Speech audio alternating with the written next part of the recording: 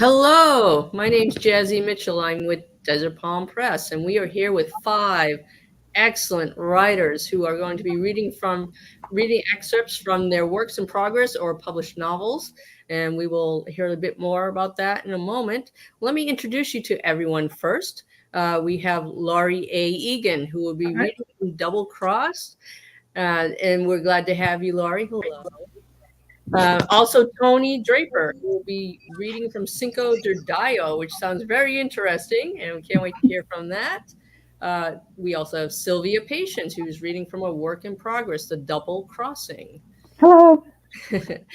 And then we have Linda Lyons reading from her last published book, We Interrupt This Program. Where's Linda? There she is. And last but not least, we have Ray D. Magden, who's reading from a work in progress, The Blood Bride. So glad to have you all here today. We love showcasing our writers at Desert Palm Press. They are, as I said, fantastic writers, and we want to get them in front of you so you can see what's going on, listen to some of their books, and hopefully visit desertpalmpress.com to check them out, check their books out. I know they have a promotion right now. You get 10% off the ebooks. So I hope you'll visit. In the meantime, let's listen to them. Enough about me, enough about what I have to say. Who cares about me? I'm just introducing these wonderful writers. So let's get to it. Let's go first to Laurie A. Egan, who will be reading from Double Cross, which just came out this month on April 3rd. Congratulations, Laurie. Thank you. So why don't you go ahead and tell us a bit about the book and set it up and read that part. Okay, here is the book. Rather ironic photograph, I think, for a noir novel, but it seems appropriate. Anyway, I'll read you a little bit about the book first. Okay. Ever dream of finding the perfect lover? When Alexandra Wyatt meets Marnie Hardwick, Alex is thrilled to end her solitary, unhappy existence. After several blissful months, the two women buy a house set deep in a dense pine forest. However, the landscape soon dissolves from idyllic to disturbing as Alec begins to suspect the relationship is a trap. Fueled by jealousy, anger, and curiosity, Alex rushes into a bizarre intersection of past and present that holds treacherous consequences. I just had a wonderful quote from Women Using Words, and I very humbly am including this quote. Egan quickly establishes her strength as a writer in this edge of your seat page turner. She sneakily lulls readers into an insta romance, making them think everything is going to be all flowers and steamy sex. Just when they are slumped back in their seats and feeling comfortable, Egan stomps on the gas. The thrill ride is filled with twists, turns, and roller coaster drops, making the reader experience nothing short of captivating. When the narrative quickly picks up speed and goes from simple to complex, readers can't look away. They have no choice but to turn pages late into the night. End quote. All right, Double Cross is a sort of suspenseful tale of desire, deception, betrayal, and smoldering revenge that sparks a complex plot to achieve retribution. At once a strange love story and a cascading nightmare, written in the tradition of Patricia Highsmith, the novel entangles the reader in a web of psychological intrigue. I'd like to now read a little bit from chapter 1 of Double Crossed. Marnie Hardwick and I met in the dark heart of February. Despite my emotional reticence, I was instantly bewitched by this sexy, funny, bright woman with fiery red hair and flashing green eyes. I believed luck had finally kissed me on the forehead. Everything about us seemed fated, as if we were floating down a river to happiness. Our first date was hot, so passionate that the night migrated into a weekend, and we talked, really talked about our careers, our many shared interests, and the years spent alone searching for the perfect woman. I tried to keep my balance to be logical, careful, and prudent, but I was smitten, besotted, infatuated, and hopelessly in love. Before I knew it, Marnie was spending more time at my tiny apartment than hers, neither of which was sufficiently large for two people. Then she began joking about buying a house. Today, a sunny Saturday in April, Marnie poured coffee into two travel mugs and suggested we go for a drive in our convertible with the top down, though the air was still cool. That's what the coffee is for, dear, she told me, to keep us warm. She accompanied this comment with a sultry glance that implied she would do this better than the coffee. We wandered south through curving country roads that were strangers to the orderly concept of north, south, east, west. Within no time at all, I was lost, but Marnie was at the wheel and seemed to know this area of New Jersey, an area I regarded as a backwater populated by horses and farms and deficient in theaters, bookstores, galleries, and concert halls. In other words, the necessities. After an hour of meandering and laughing at my directional confusion, we rounded a bend in the road and saw a for sale sign in front of a house encircled by acres of dense pines, with a sprinkling of oaks, maples, chestnuts, and hickories. Marnie slowed the car and turned into the long driveway. "Oh, Alexandra," she cried, "look at this place." The two-story house was a hodgepodge, predominantly Tudor in style, with a stout turret at left, its conical roof rising above the main building. "It's unusual," I replied, examining the gray and brown stone facade frizzed with ivy. "Unusual? It's wonderful." Marnie switched off the ignition, rushed from the car, and walked toward the house as if she were already its proprietor. Although I was worried about trespassing, I followed her down a path and around the back, where we discovered an expansive deck hemmed in by a thick forest. Marnie turned to me, her green eyes bright with excitement. "Oh, isn't this romantic? Let's call the realtor." "What?" I shook my head. "Oh, I don't know." She grabbed my arm and tugged like a small child. "Oh, come on, it won't hurt to see the house." She gave me the sweetest smile and an irresistible confection. "We've been talking about living together." My reservations were my usual ones, sandblasted by a life of solitude and years of listening to my mother pontificate on the merits of financial separation and privacy. And there was the worrisome fact that Marnie and I had known each other only 9 weeks, although the time together had been absolute bliss without one cross word spoken. In all my 33 years, I'd never felt this way about a woman before, though I'd had several intense affairs. I asked myself, what was the worst thing that could happen if Marnie and I bought a house and our relationship failed? With a legal agreement to protect our separate investments, the most I could lose was a few $1,000s, which I could afford. At least I would have attempted commitment, something I'd never had the courage to do. "Are you sure?" I asked. "It isn't too far from your work?" "Just a different direction." Marnie grinned at me and removed her cell phone to call the realtor. 15 minutes later, the woman arrived and greeted us in the driveway. She carried listing sheets and a survey. "Hi, I'm Alex Wyatt. I shook the agent's hand. And this is Marnie Hardwick. Thank you. Great job, Laurie. Setting the stage there. It sounds so romantic and, like a fabulous romance. And yet you get kind of these vibes coming in there. Yeah. Well, I can say that I know people will love your book if they haven't picked it up yet. Thank you for that. Thanks. Sure.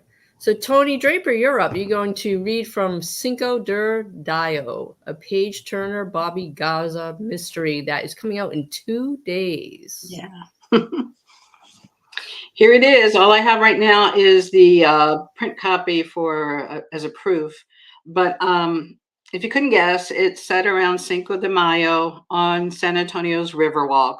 And the part that I'm going to be reading to you is most of the book is told in the viewpoint of Bobby Garza, who's like a little cantina restaurant, taqueria owner. And she is going to, well, you'll see her sense of humor and the banter that she has. But in the part that I'm going to read, she is getting together with some of her fellow merchants that are in the same area of the Riverwalk where her place is. And they've just found out by way of a newspaper article that there was a death that happened during the Cinco de Mayo festivities. So let me go ahead and get started. I was still morbidly staring at the grainy image when my nosy neighbor from the gift shop next door, Diane Maldonado of the Blue Burrow, raced over my threshold and nearly collided with my cup of cafe au lait. "Oh my God, Bobby, did you see?" She stopped mid-question when she saw that I had the newspaper spread out before me, but soon after again screeched as she rattled on about the pobrecito. Callous as it seems, my first thoughts were not of the corpse amid the calla lilies, but of business and the wonderment of what this news would do to it. Will the merriment be stopped? It was far closer to 5 a.m. than 5 p.m., but I sure could use a drink of a different nature, comprised of something much stronger than the caffeine and coffee. I just put on a pot of jitter juice. Would you like to join me in a cup die? Maybe for the time being, I should call her by her full first name. What? Huh? Sure, she answered as she studied the photograph that accompanied the news story. That'd be great, Bobby. So you're the sleuth among us. What do you think happened? I paused for a moment, wondering how many of my thoughts, fears, and concerns I should divulge. After all, while I considered Diane a friend in the business sense, even with an endowment I'd often admired, we weren't exactly what you'd call bosom buddies. Maybe it was just some old borracho who'd had too much to drink, too much of a good time. Yeah, maybe you're right. Poor guy. I hope that's all. By the time noon neared, the other member of my almost daily lunch bunch had made an appearance and was sharing his thoughts and expressing his shock over the discovery. With his jaw nearly dropped to the table, I barely managed to squeeze a plate under it. Careful, I cautioned. It's hot. I hoped they wouldn't Google shrimp alambre tacos and discover they weren't Abeta's original recipe. Buen provecho, compadres. Let me know what you think. This is today's and tonight's specialty, and if all doesn't go so well, it might also be around for tomorrow's lunch, maybe even dinner. We'll see. Oh, Bobby, please. Charlie Owens, the owner of Rainbow Reeds, rolled his eyes before sinking his teeth and taste buds into the contents of the tortilla straight off of the comal. His eyes rolled upward as if he were searching for the secret ingredients in his brows. Exquisite. This time, mujer, you have truly outdone yourself. Diana opened the taco to peek inside and there found shrimp, of course, but also bits of bacon, chorizo, and cheese. Oaxaca? She fished for the type as she daintily bit into my culinary concoction and devilishly stretched the white cheese wires from the Talavera plate to her mouth. A response from me that would reveal my secret ingredient was not forthcoming. Whatever it is, it's delicious. You're sure to run out before the night is done. I beamed with pride and joy, hoping my customers would agree. That is, if they found themselves lulled away from those better known and advertised market square restaurants long enough to find betas.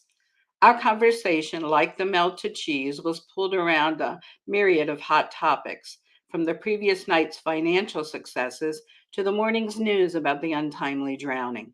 Have you heard if the body's been identified yet? Not yet, and from what I read, there was nothing on him to help investigators out, nor has anyone filed a missing persons report. Of course, he was an adult. I hate to sound cold hearted, ladies, Charlie chimed in, but I doubt our clientele will let this dampen their spirits, especially since, so far, it appears to be an accidental death by drowning. So I say cheers to another prosperous evening. Bottoms up. Soon the conversation ran its course and the gastronomic gang filtered out. I reached for the newspaper and snapped it back open. I had just finished rereading the first paragraph in its entirety when the sun's light, which I was using as a lamp in the cavernous darkness of my "that's how I keep it cool" establishment, was suddenly blocked. I looked over the readers perched on the tip of my nose and swallowed nervously, hoping my cotton mouth would be able to speak to the object that had created a total eclipse of my heart and now stood in my doorway. "Greetings, officer. You know, if we're going to keep meeting like this, a non ranked, more personal name by which I can call you would be most helpful and much appreciated." "Hi, Bobby. My apologies. I guess I didn't realize I hadn't introduced myself when we first met." She extended what turned out to be a surprisingly smooth, soft, and well manicured hand. I tenderly took said hand and maybe, just maybe, held on to it a little longer than I should have. I'm not sure what I had expected. Perhaps the roughness and toughness I thought would be part and parcel of an enforcer of the law. Maybe she lotioned and wore gloves. The velvety tones of her voice matched the satiny suppleness I was feeling. "It's Paige. I'm Paige." At that precise moment, my attention was diverted to the name badge she wore pinned over the pocket of her ample breast. I looked at her face. "No way," I blurted out a little louder than I had intended, no doubt a result of the disbelief at the surname I found there. "Yes, I'm afraid so. Paige Turner." She chuckled at what had to have been a never ending revelatory explanation. "What can I say? My mother's a librarian and consummate bibliophile who was apparently shameless when it came to naming her baby." I whispered internally. At least I hoped I wasn't heard. My offer to gladly share my name with her, although I admitted that it'd be best if we first got to know each other a little better. My eyes danced across some finely formed hips as some truth telling words of Shakira came to mind. I could envision us trying out those shiny handcuffs. While I may not have spoken my thoughts aloud, I wondered if she'd heard them. My eyes had fallen and fixated on the pair of silver bracelets she carried at her belt. Who needs 50 shades of gray? From where I stood, shackled by a middle aged state of hyperventilation and overactive imagination, 50 minutes with Paige was sure to be a far better read. That's it. Great job, Tony. That sounds great. I love the setup and of this mystery. I'm left wondering what's going to happen next. So I'll have to get your book. Next up, let's turn to something very different. Sylvia Patience will be reading from her work in progress, The Double Crossing. Hello. Interestingly enough, although it's something very different, it has a very similar name to Lori's, Double Crossed. So this is middle grade historical fiction. That means for kids ages 10 to 14 in this case. And it takes place on a ship, the St. Louis, in 1939, which took 937 Jews to Cuba from Hamburg, Germany. They were fleeing the Nazis. I'm going to read a chapter that's a few chapters in, so I want to fill you in a bit. The main characters are Hannah, a 14-year-old girl, and she's traveling without her family, together with an older girl named Ruth. And David is the other main character, and he's traveling with his parents and sister. Other characters you'll hear about are Captain Schroeder, who is a birder and who is sympathetic to his Jewish passengers, and Leo Jockel, and these are real historical characters, who is the steward, the captain's steward. David is also a birder. Peter is a storm petrel. That's the name that they gave him. He has an injured wing, and they're caring for him. Hannah and David are hidden in a lifeboat because the crew has superstitions about storm petrels. And Leo and the captain know about it and are helping them. A couple of the last character is Otto Scheindick, who is a steward, and he is the head Gestapo on board the ship. And this scene takes place May 17th, 1939, on a stormy day. Hannah is narrating. I hurried to the lifeboat. David and Leo were already there. David and I climbed under the cover. As soon as we removed the lid of Peter's box, the little petrel raised his wings, flapped them a couple of times, and lifted onto his toes. Look, I said, he's standing up. He's moving both wings. I think he's better already. David picked Peter up and felt each wing before putting him back in the crate. He does seem better. Sorry, technical difficulties. He does seem better. He poked his head out to talk to Leo, who was still standing on the deck. Would you ask Captain Schroeder what we should do? Yes, I'll let you know what he says this evening. In the meantime, here's the fish I brought. He handed a packet to David. I need to get back to my duties. We have a lot of miserable passengers. Thanks, Leo, David said. See you after dinner? Right. He looked up and down the boat deck before walking away.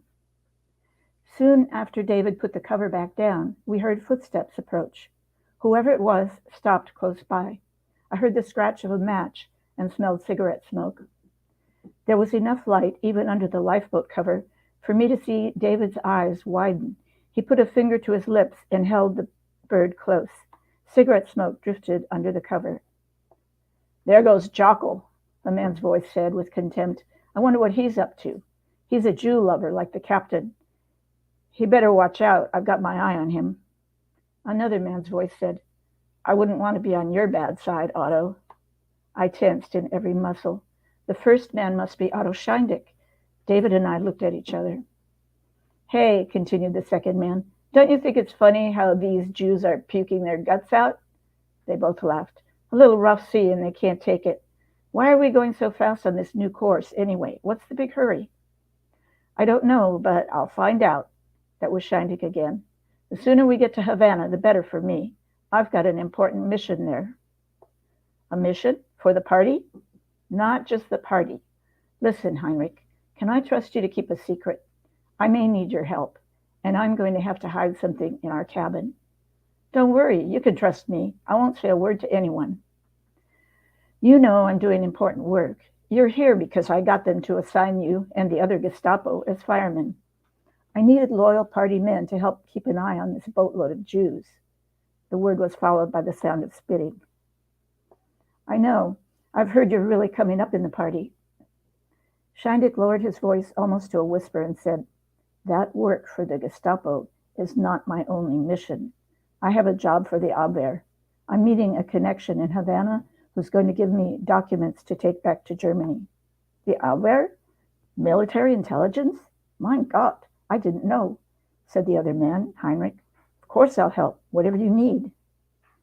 David and I held absolutely still, leaning forward to hear. Good. It's essential I get this information and take it to Germany. But rumor is we could have a problem landing in Havana. Someone exhaled smoke. Remember, this is top secret. I don't know all the details, but it's classified information about the U.S. military. And in case I need your help, you should know that the code name is Operation Sunshine. Incredible. Heinrich sounded impressed. You can count on me, Otto. I knew I could. You're a loyal party member. Their footsteps moved away. I peeked under the edge of the canvas cover to look after them. Scheindick's wide shape was unmistakable. Heinrich was taller, thinner, and had a thatch of black hair. I watched until they were out of sight. David, what are we going to do? They're Gestapo. Scheindick is a spy. David frowned. Scheindick's a rat and a spy. But once we're in Cuba, what will it matter? I mean, as long as the Gestapo are just keeping an eye on us, I'm sure Captain Schroeder won't let them do anything against his passengers. But what about the military secrets? Who should we tell? Why wasn't David more upset? Couldn't he see we had to do something? The Nazis were evil. I don't know that we have to tell anyone. They aren't going to do anything until Havana.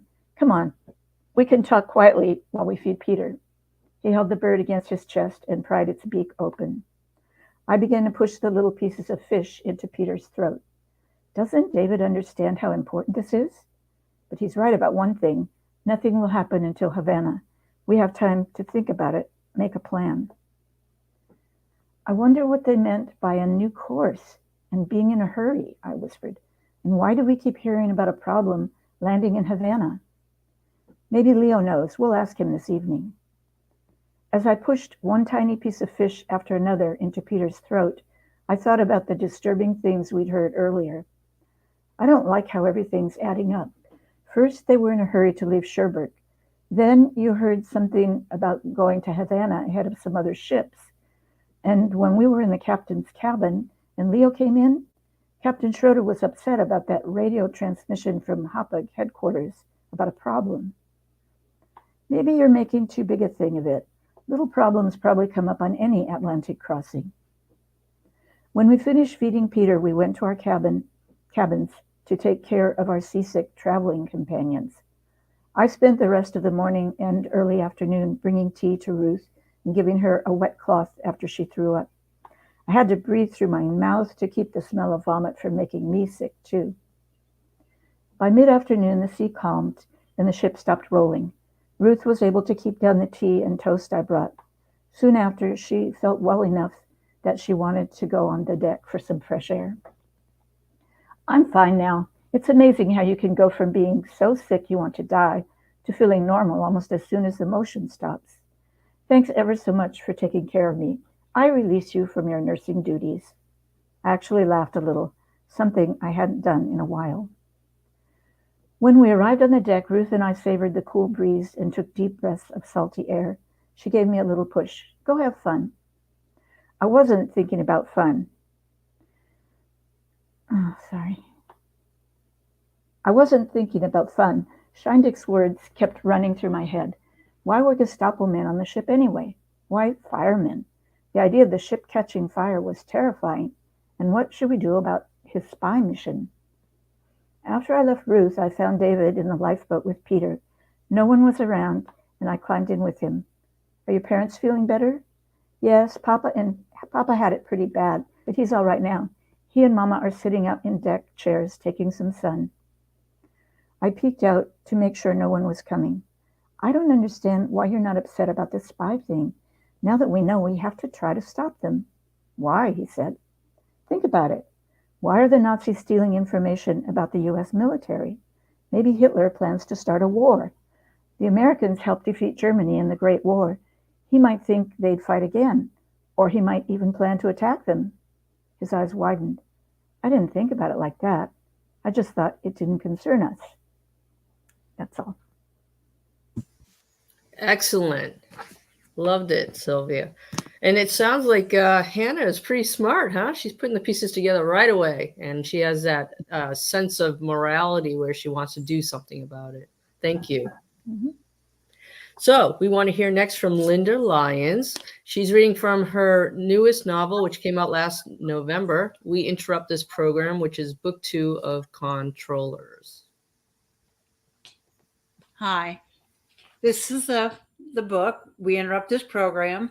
And like she said, it's a sequel, but it's a standalone, just like the first book was. It takes place in the future.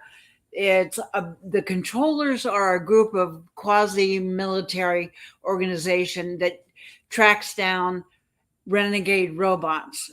Robots have totally infiltrated society on all levels, still controlled by human beings. But there are a lot of problems with them becoming renegades and breaking out from what they're supposed to be doing. So the controller's job is to go after them. This is at a point where the two primary characters, one is called Amelia and one is called Valentine. Amelia is the director of the controllers. She has a lot of power, has a lot of people under her. Valentine is her number one lieutenant in the controllers, and obviously has a thing for Amelia, they're completely different. Valentine is beautiful, gorgeous, kind of a womanizer. And Amelia is very quiet, very soft spoken. And there's a lot of rumors about whether or not she could possibly be a robot. What I'm going to read from is where there was a bomb that went off in the director, which is Amelia, in her apartment building, and Valentine, with along with other controllers, ran in to try to save her, and she got caught in all the smoke and such. And she was rescued by a brand new controller, a young woman, and another girl who turned out to be a renegade robot, who is actually not really renegade, but that's explained within the story. But they became heroines while Valentine ends up in the hospital, totally upset with herself that she has been helped by these two people who are nowhere near her kind of status or experience. Her father comes to visit her in the hospital. Hi. The greeting was familiar and sympathetic enough to cause her to turn her head from where she sat on the edge of the hospital bed, facing the window. Elroy Smith stood just inside the doorway, staring at his daughter. I hear you're going to be okay, soldier. His attempt at the usual rub was belied by the thinness of his voice, the fear he was trying to hide.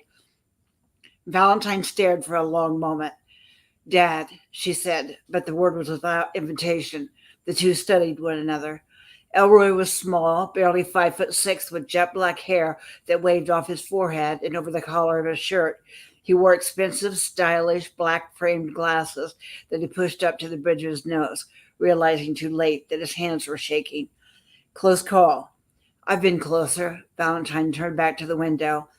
Elroy jammed his hands into the pockets of his baggy pants, knuckling his fingers into nervous fists. Your mother didn't come. She's going to call you later. He faltered with the carefully constructed speech he had planned all the way to the hospital, his perfect rehearsals crowded out now by the memory of Margaret Peyton's face gone pale when she'd heard. She was worried, but she'll be all right. Her hands had gripped the side of her wheelchair until they were white. Is she mad? His heart broke. He crossed the room to his daughter's bed, holding back his knee to touch out to the forlorn figure sitting with her back to him. Of course not. He worked to keep the casualness in his voice, struggled not to overreact. When had he last seen her this way? When had he last heard such uncertainty in her voice? He couldn't remember. That was a damned idiotic thing you did, going into a burning building like that. I know.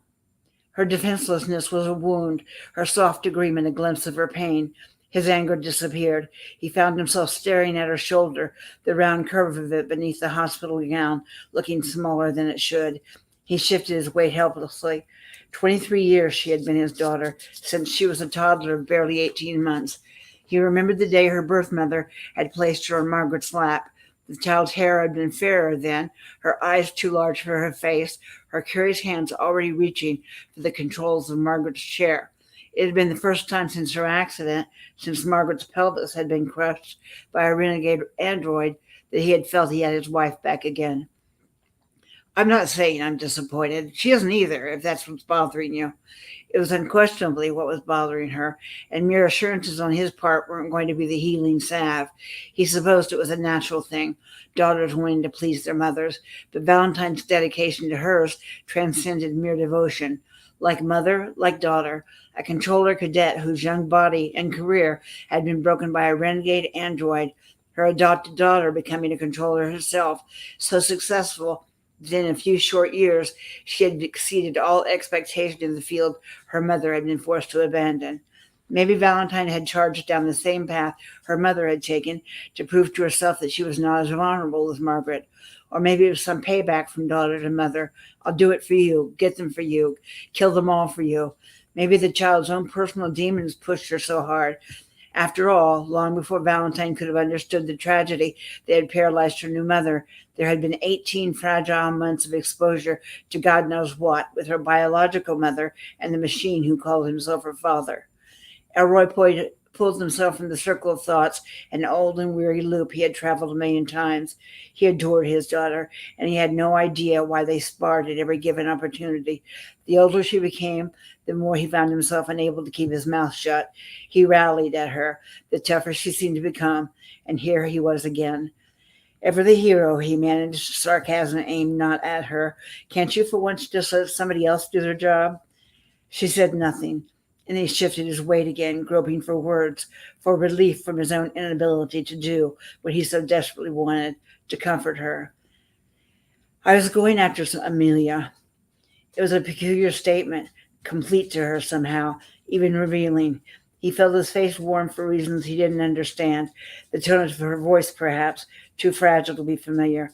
He felt as if he had just been handed something, not exactly the kind of woman who would sit down and wait to be rescued. His sarcasm appalled him. It was as though he couldn't speak to his daughter without the words coming out as a challenge. Old habits, a technique he had long ago developed to deal with a child by whom he had felt surpassed by the time she'd hit her teens. She seems like a competent woman. He'd met Amelia. She seemed as sane as his daughter was driven, as relaxed about her job as Valentine was passionate. He had been thrilled that the woman his daughter admired so much had struck him as someone with a life beyond being a controller. Of course, you'll probably chew your ass out over this, not that you don't deserve it. Some part of him waited, poised on the lingering edge of his words to see if the technique had found a hold with his subject. I doubt she would approve of you endangering yourself and letting that young girl risk her life. Woman, she snapped, don't refer to them as girls. He felt a spark of hope. His daughter was nothing if not easily provoked. Took a lot of nerve for her to go in there after you. She has nerve, but I was stupid. She did well with her own sarcasm. She had a reason to go up there, and she found a way. You didn't. Amelia, did you check? He interrupted. She could have been outside already, watching the fire from across the street, for all you know. They were still bringing people out. She wouldn't have left while there were still people. Oh, come on, Val. The dullness of his voice came easy now that he had ignited the fight in her. This whole thing wasn't like you either. You didn't even stop and think, did you? She turned away again, her chin down, strands of wavy hair falling forward, hiding what little he could see of her face. Bullseye. For a second he was distanced from that moment, from her, from himself, from what she meant to him, and he was simply shocked and delighted at his score. Then it all flew back together with a surge of realization. She loves Amelia. She risked her life for another human being because she loves her. Elroy looked down at his feet, pulled his hands from his pockets, struggling to collect himself. It happened every day. People fell in love, wrote great poems, gave over their essence in reality or symbolism. But he had not expected this, not from her. He had never been able to imagine his daughter allowing such an invasion of self, being capable of focusing all that she was onto another person. He instantly wanted to get back to Margaret, take her in his arms, relay this wonderful news, and just as quickly realized she would not share his joy. She had reservations about Amelia, said she felt uncomfortable in her presence. She already frowned upon her, his daughter's strict allegiance to her superior. My God, he felt torn by the strength of his relief, what it meant, what he had feared. 18 months in the presence of a being who wasn't human. 18 months in a cocoon of simulated love, pretended paternity. 18 months of the precious beginnings of her life, bonding to something capable only of whatever its massive hypercircuits could emulate. His tongue pressed hard against the back of his lower teeth. May I interrupt? And that's Amelia coming into the room. Wow, that was great. Thank you. Thank you, Linda. That's a really interesting dichotomy between the father and daughter, too. Looking forward to reading more. Thank you. So we have one more, Ray D. Magden, who's reading a work in progress called The Blood Bride. Hello, everyone. My name is Ray D. Magden. I've written 13 books with Desert Plum Press, and this is an upcoming book. I don't have a release date yet, called The Blood Bride. It's an arranged marriage story between a wood elf named Bryn Woodwarden, who doesn't have any fancy background to speak of, and Queen Valis Aefbane, who is the queen of the snow elves to the north. And the premise, the setup for this scene, if you will, is that Valis is using her magical dagger, Aphbane, which she has a psychic connection with, and she is testing the blood of a bunch of candidates in her throne room, including Bryn. And she has just used Aphbane to cut Bryn's hand, and it has flashed a brilliant red. Her. She's the one. Valis squinted, relieved that Aphbane's brilliant glow had dimmed. She withdrew the dagger from the wood elf's hand, examining the blade. Aphbane had absorbed her blood completely, leaving the metal shiny and clean. Cautiously, Valis lifted her gaze to the candidate Aphbane had chosen. To her dismay, the woman wasn't much to look at. She had a handsome face, if such things mattered, but her overall appearance was dirty and disheveled thanks to the damp traveling furs she wore and the bird's nest of wild brown hair beneath her cap. I suppose none of that matters, so long as her blood is strong enough for the ritual, she thought to Aphbane. Exactly, Aphbane said, whispering excitedly within Valis's mind. We need the strongest magic possible in order to quell that which dwells beneath. This one possesses incredible power, although there is something different about the taste of her blood. Something that puzzles me. Valis's eyes widened. Aphbane had tasted more blood than she could fathom over the centuries. If this woman's blood impressed even it, confused it. Tell me, Valis said aloud, focusing on the scruffy wood elf. She too had opened her eyes, which were a rich brown shade and wide with shock. What is your name? The wood elf's mouth opened and closed like a stunned fish. Valis sighed and took the woman's hand, placing Aphbane flat over the cut. It healed instantly, but she kept the woman's hand in hers a few moments longer, surprised by the noticeable calluses. They were somewhat familiar to her. An archer? Ah, that was it. Shalana had carried a bow for situations where blood magic wouldn't suffice. Upon being touched, the woman's face hardened. Her stare became visibly cold. Bryn Woodwarden, Your Majesty. Bryn Woodwarden, Valis said, testing the name. An average name for someone who was, despite appearances, extraordinary, at least according to Aphbane. She had no choice but to trust her dagger's judgment. In that case, Bryn Woodwarden, would you do me the honor of becoming my consort? Bryn's jaw dropped. Me? But... She gestured helplessly at the other candidates, who stared back at her with a mixture of envy and fascination. Aphbane has selected you, Valis said. She'd expected an immediate yes. The wood elf's hesitation was beginning to feel awkward, especially in front of all these people, some of whom were nobles in her own kingdom. You're letting a dagger choose who you'll marry? Bryn blurted out, with no small amount of disdain. As is tradition, Valis said. She tightened her jaw to suppress her growing irritation. I will ask once more. Will you do me the honor of becoming my consort? Bryn fired back a question of her own. Will you send your best warriors and artificers to fight the rot infecting my home forest? She pinned Valis with a sharp, accusatory stare. Valis paused, not merely due to Bryn's inappropriately demanding tone. Maddox had suggested it as a way to widen their pool of candidates. But she had agreed, all the while doubting such incentive would be necessary. Apparently, she'd been incorrect, and Bryn was only here for that reason. It reassured her in a way. That meant their marriage would be a simple transaction. Better to marry someone with clear expectations rather than a scheming social climber who happened to possess powerful blood. Yes, she told Bryn. My advisor has already arranged it. You have my word as Queen of Winterwale. That didn't seem to reassure Bryn. She squared her shoulders and jutted out her chin in defiance, bristling with barely suppressed hostility. Her brown eyes burned like wood upon a blazing hearth, and Valis was taken aback by the spiteful heat in them. No, I can't do this. Coming here was a mistake. Bryn turned and left without another word, her heavy boots squeaking across the floor as she rushed out of the throne room. She practically burst through the doors and out into the hallway, leaving the entire throne room in shocked silence. Valis stared as the doors swung shut. No? She repeated, scarcely able to believe it.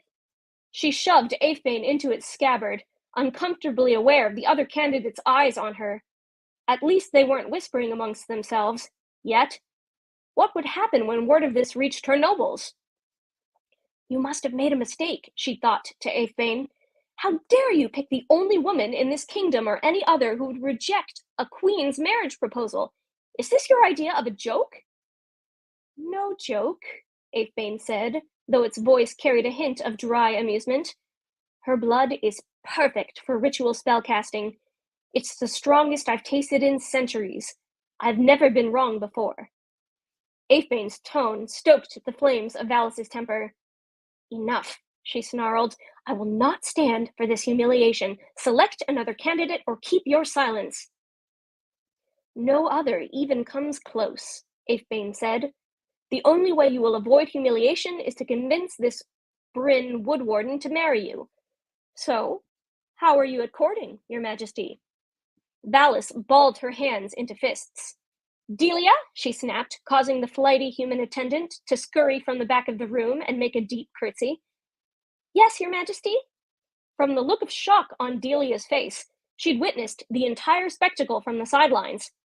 Find her. Valis brandished a finger at the door through which Bryn has escaped. Now. And that's it. Sorry, my cat is moving my screen. That was wonderful. And I'm thinking this must be great as far as the queen not being used to hearing the word no. So it sounds fun. Can't wait to see it come out. Thank you. Yes, absolutely. So thank you, everyone. Such fantastic offerings today. And I hope that people will go over to desertpalmpress.com and check out all of the works that these writers have there on the website, as well as visit their social media. And we will be seeing more authors from Desert Palm Press as we go forward with different sessions. The next one is May 8th, a question and answer session with M.A. Myers and Kelly Doherty. But for now, I just want to thank you all for watching and thank the writers for taking time out of their lives to read some excerpts for you to hear. Thank you, everyone. Thank you. Thank you. Thanks so much. Thanks, Jazzy, and everybody.